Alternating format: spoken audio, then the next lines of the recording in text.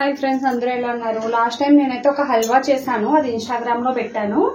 అయితే ఆ హల్వా ప్రాసెస్ అయితే చూపిద్దామని. ఫస్ట్ అయితే మనం ఏం చేయాలంటే ఒక గ్లాస్ అంటే టీ గ్లాస్ కొంత చూపిస్తానండి.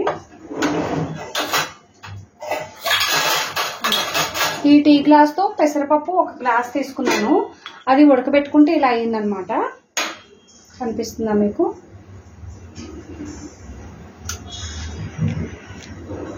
ఉడకబెట్టుకున్నాను, ఇట్లా మెత్తగా ఉడకబెట్టుకొని ఇట్లా పక్కన పెట్టుకున్నాను.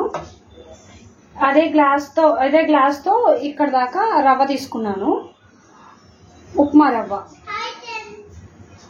తర్వాత వచ్చి ఇది ఆప్షనల్ అండి. ఇది వచ్చి పచ్చెనగపప్పుని ఉడకబెట్టి ఇట్లా బెల్లం మనం పూర్ణాలు చేసుకుంటాం కదా, అట్లా చేసుకోవాలి. కొంచెం బెల్లం వేసి ఇట్లా. ఇది కూడా ఆప్షనల్, మీ ఇష్టం ఉంటే వేసుకోవచ్చు, లేదంటే లేదండి. హల్వాలో నేను మొన్న బూర్లు చేశాను కదా, నా దగ్గర ఉందని నేను వేసేస్తున్నా. దానికి కావాల్సింది కంపల్సరిగా ఎండు కొబ్బరి కానీ పచ్చి కొబ్బరి కానీ ఇలా. తర్వాత వచ్చి కాజు పీసెస్, తర్వాత వచ్చి బాదం పప్పు పీసెస్, తర్వాత వచ్చి క్రిస్మస్ అండి. ఇవన్నీ అయితే ఫస్ట్ అయితే మనము నెయ్యిలో ఈ ఫ్రై చేసేసుకుందాం, తర్వాత ఈ ఫ్రై చేసుకుందాం. ఎందుకంటే ఈ ఫ్రై అవ్వాలంటే కొంచెం టైం పడుతుంది కాబట్టి ఫస్ట్ అయితే నేను స్టవ్ తీసుకొని నెయ్యి వేస్తున్నాను. తర్వాత ఇంకొకటి వచ్చండి, ఇందులో బెల్లం వేయాలి. బెల్లం పాకం పట్టుకొని ఇట్లా ఉంచుకోవాలి, వడకట్టుకుంటాయి. ఎందుకంటే అడుగున ఏమైనా ఉంటాయి కదా బెల్లం. అది కాకుండా ఎండు కొబ్బరి పౌడర్ కూడా కొంచెం కావాలండి, ఒక 3-4 స్పూన్లు. ఇవన్నీ చాలా సింపుల్ ప్రాసెస్, కొత్తగా వెరైటీగా ఉంటుంది. ఎవరైనా వస్తే కూడా చాలా త్వరగా అయిపోతుంది. ఇందులో అయితే నెయ్యి వేసుకుంటున్నా. ఇప్పుడు నెయ్యి కొంచెం ఎక్కువే పడుతుందండి. ఇప్పుడు నెయ్యి వేసుకున్నాం, అలానే 2 ఇలాచీ కూడా వేసుకోవాలి. ఫస్ట్ అయితే నేను నెయ్యి చాలా ఎక్కువ కొంచెం పడుతుంది. ఎండు కొబ్బరి అయితే వేసుకుంటున్నాను. అంటే నా దగ్గర పచ్చి కొబ్బరి లేదు, పచ్చి కొబ్బరి వేసుకున్నా బాగానే ఉంటుంది. హై ఫ్లేమ్లోనే పెట్టుకున్నానండి.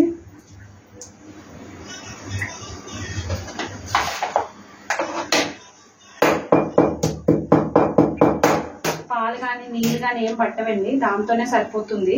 చాలా సింపుల్ ప్రాసెస్. ఇదైతే నేను ఇందులో వేసేసుకుంటున్నా. ఇలాచీ అయితే చాలా సింపుల్ ప్రాసెస్, ఎక్కువ ఏం పట్టవు. కస్టమర్ మన ఇంటికి ఎవరైనా చుట్టాలు వచ్చినా కూడా చాలా ఫాస్ట్గా చేసేయచ్చు. ఎండు కొబ్బరి ఏంటంటే తినేటప్పుడు చాలా బాగా తగులుతుంది కదా. ఎండు కొబ్బరికైతే హై ఫ్లేమ్ పెట్టానండి, మిగతా వాటికైతే తగ్గించేస్తున్నాను. ఎందుకంటే ఉత్తినే వేగిపోతాయి కదా, అందుకని.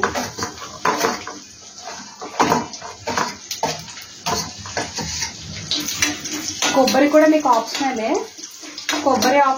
తర్వాత వచ్చి శనగపప్పు పూర్ణం కూడా ఆప్షనలే, మీ ఇష్టం.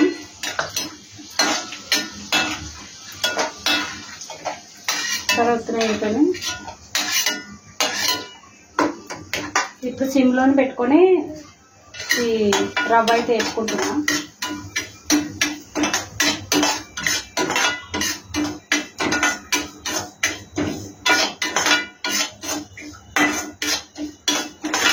ఆల్రెడీ ఇది రవ్వ వేపిన రవ్వనే. తర్వాత వచ్చి నేను ఈ పెసరపప్పు మిశ్రమం వేసుకుంటున్నా.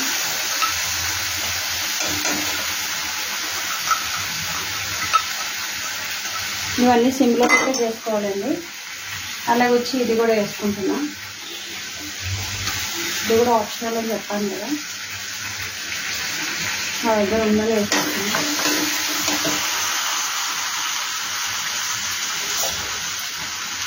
ఇలా వచ్చి బెల్లం పాకం.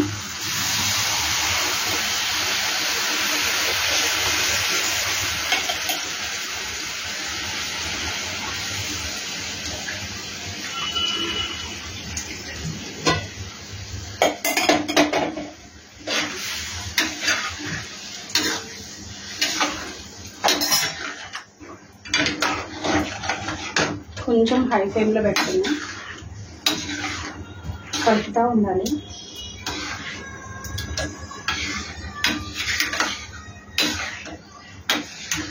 చాలా సింపుల్, చాలా టేస్టీగా ఉంటుంది. తిన్న వాళ్ళకి కూడా చాలా బాగా నచ్చుతుంది. ఇది హల్వాలా ఉండదు, చేశాక దీంతో చేస్తారా అని అనుకుంటారనమాట. హై ఫ్లేమ్లో అయితే పెట్టాను నేను. ఇలాచీ కూడా వేసేస్తుంది దాంతో పాటు.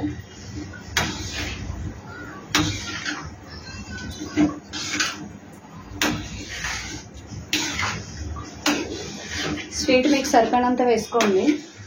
బెల్లం అయితే పిల్లలకు కూడా పెట్టచ్చు కదా.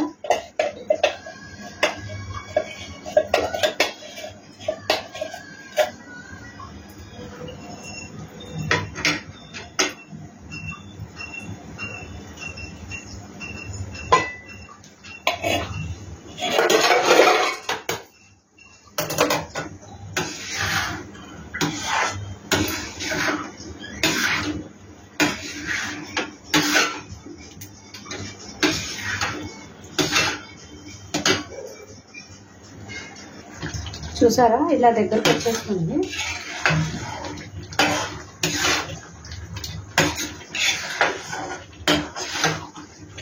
ఇంతేనండి మన హల్వా.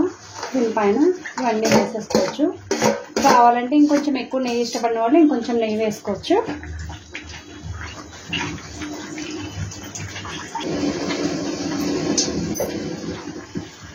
మన హల్వా అయితే రెడీ.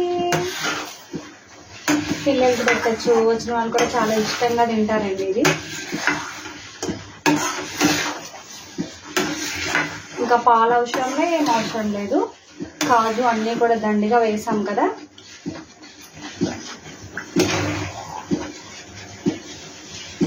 వేడి వేడి హల్వా రెడీ. స్టవ్ ఆఫ్ చేసుకున్నాను అంతే. చూసారు కదండి హల్వా. దయచేసి వీడియో లైక్ చేయండి, షేర్ చేయండి, సబ్స్క్రైబ్ చేయండి. టేస్ట్ అయితే చాలా బాగుంటుంది. అన్నీ సరిపడగా వేసుకున్నాయి. ఇంకొంచెం ఎక్కువ స్వీట్ కావాలన్న వాళ్ళు హనీ కూడా వేసుకోవచ్చు. ఓకేనా? Please subscribe. బాయ్ మరి.